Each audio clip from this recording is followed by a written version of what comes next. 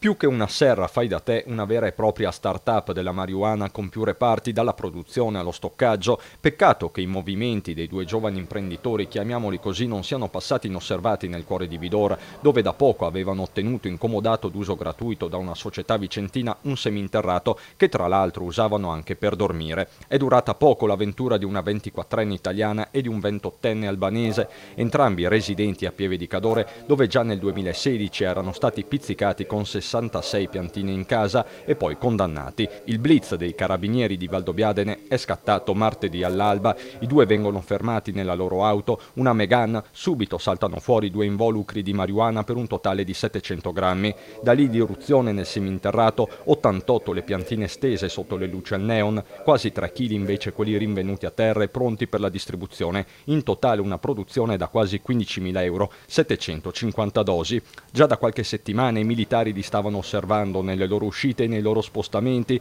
da Silea a Olmi di San Biagio, passando per Portogruaro e Noventa. Fondamentale l'aiuto delle telecamere sparse per la Marca. E quindi hanno permesso di verificare che appunto potessero effettuare giri per la distribuzione dello stupefacente prodotto. Mentre l'uomo è stato portato al carcere di Santa Bona, la ragazza si trova alla Giudecca. Ora dovranno rispondere, oltre che del reato di spaccio, anche di quello di furto di energia elettrica. Abusivo era pure l'allacciamento delle luci al neon che consentiva alle piantine di crescere rigogliose grazie alla rete pubblica.